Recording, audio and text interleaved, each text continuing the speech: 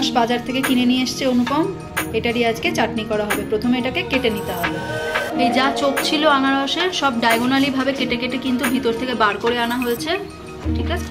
এই যে শক্ত অংশটা রাখার পিছনে কারণেই সেটা, ওটা হাতটা বাঁচাবে আমাদের ব্লিডিং এর। এরপরে আমরা এখানে দিয়ে দেব হচ্ছে চিনি। মিষ্টি যে যেরকম খেতে পছন্দ করেন সেই অনুযায়ী এখানে চিনি দিয়ে দেবেন। যে শেষে কুচিগুলো দেওয়া হলো সেগুলো থেকে খানিকটা জল বেরোবে, তো বেরিয়ে যাক।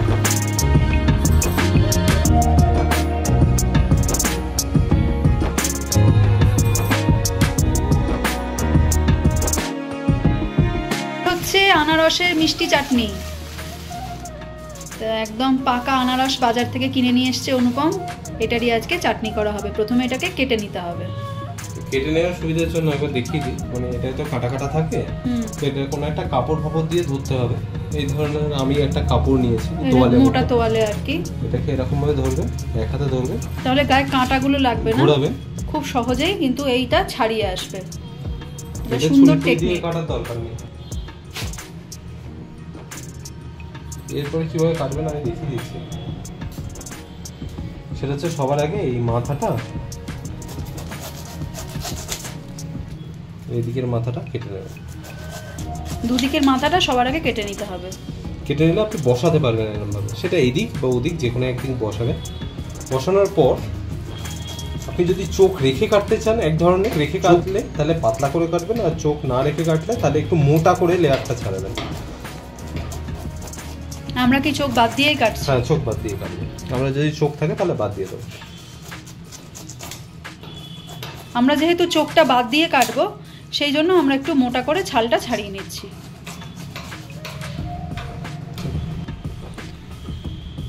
ডায়াগোনালি আমরা কাটাটাকে একটু বার করে নিচ্ছি, একটু দেখে নিন আপনারা, কারণ অনেকেই বলেন যে আনারস কাটতে অসুবিধা হয়, আনারস কাটতে অসুবিধা হয়। তো এই পদ্ধতি ব্যবহার করে যদি আপনারা আনারস কাটেন তাহলে কিন্তু খুব সহজেই আপনারা আনারসটাকে কেটে নিতে পারবেন। আর অনেকটা আনারসেরই অংশ বাদ হয়ে যায়, কিছু করার নেই। সেই লিচুর মতো অনেকটা, লিচু যেমন পাতায় বাদ হয়ে যায়, কিছুই পড়ে থাকে না, ঠিক আনারসের ক্ষেত্রেও তাই। কিন্তু আনারসের এই কাঁটাগুলো বাদ দেওয়াটাও দরকার, নইলে পরে কিন্তু প্রবলেম হয়ে যাবে। অনেকেরই বলে ডাইজেশনের প্রবলেম হয়, তারপরে মুখ চুলকায়, গলা চুলকায়। হ্যাঁ, কারোর যদি মনে হয় যে বটি দিয়ে কাটতে সুবিধা, তারা বটি দিয়েও কাটতে পারেন। আমাদের ছুরি দিয়ে কাটতে সুবিধা হয়, তাই সেক্ষেত্রে আমরা ছুরি দিয়ে কেটে নিচ্ছি।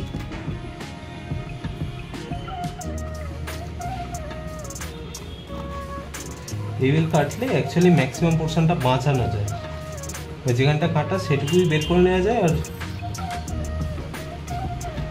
এই যা চোখ ছিল আনারসের সব ডায়াগোনালি ভাবে কেটে কেটে কিন্তু ভিতর থেকে বার করে আনা হয়েছে, ঠিক আছে? বেশ ডিজাইন হয়ে গেছে আনারসটার গায়ে। এবারে আনারসটাকে যেটা করব, লম্বা লম্বি ভাবে কেটে নেব।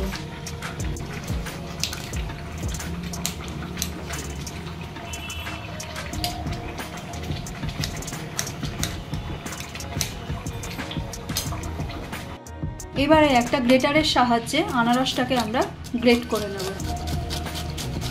বড়টা দিয়ে করবেন, ঠিক আছে? এটা ছোট থাকে, এটা বড়টা দিয়েই করবেন। তার পিছনে কারণ হচ্ছে আনারসের আঁশগুলো থাকলে মুখে পড়লে তবে এটা ভালো লাগবে চাটনির সময়। এই যে এই শক্ত অংশটা রাখার পিছনে কারণেই সেটা, ওটা হাতটা বাঁচাবে আমাদের গ্রেটিং এর সময়। সেই জন্যই লম্বা লম্বি করে কেটেছে।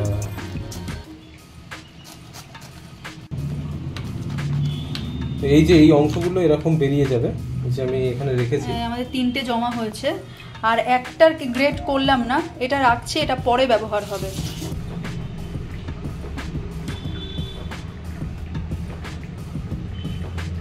হয়ে গেছে। এবারে আনারসের পাল্পটা এর মধ্যে ঢেলে দিচ্ছি।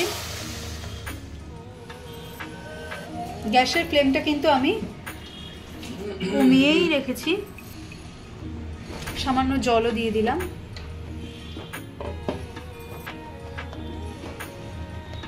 প্রথমে এটাকে একটু নাড়িয়ে নেবো, নিয়ে কি করবো, একটুখানি নুন দিয়ে দেবো, এক চিমটে নুন দিয়ে দেবো। গ্যাসের ফ্লেমটা আমি মিডিয়ামে আছে রেখেছি। এইটুকু পরিমাণ নুন দেবো। এবার দেখবেন আনারস থেকে জল বেরোবে, এটাকে চাপা দিয়ে খেতে পারবো।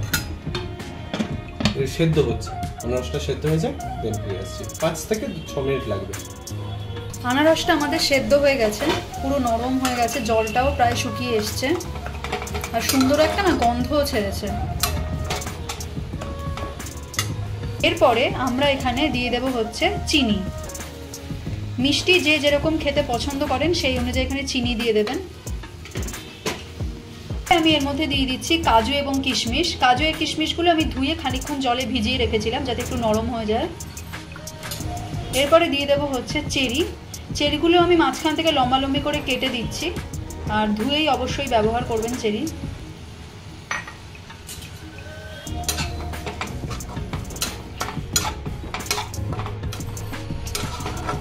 আপনারা চাইলে এর মধ্যে একটুখানি বেদানাও দিতে পারেন যদি চান তো।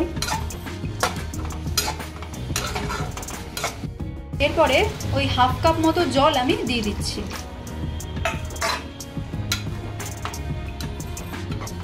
যতক্ষণ পর্যন্ত জলটা সম্পূর্ণ টেনে না যাচ্ছে ততক্ষণ পর্যন্ত এটাকে আমি একটু ফুটতে দেব। এই যে দেখতে পাচ্ছেন যেরকম সাদা সাদা জিনিসগুলো দুধের সরের মতো রয়েছে, এগুলো অ্যাকচুয়ালি চিনির নোংরা। এগুলো আপনারা চামচ দিয়ে এরকম করে হালকা হালকা করে তুলে ফেলে দিতে পারলে কিন্তু ভালো হয়। চেষ্টা করবেন যতটা ফেলে দেওয়া যায় আর কি। আরেকটা যে অংশ আনারসের আমি বাঁচিয়ে রেখেছিলাম পরে ব্যবহার করব বলে, সেটা আমি ছোট ছোট স্লাইস করে কেটে নিচ্ছি ছুরি দিয়ে। যতটা সম্ভব ছোট ছোট করে কুচি এখানে করে নিয়েছি স্লাইসগুলোকে। জল অনেকটা শুকিয়ে গেছে, এবারে ছোট ছোট কুচি যে আনারসে করে রাখলাম সেটা উপর থেকে আমি এরকমভাবে ছড়িয়ে দিচ্ছি।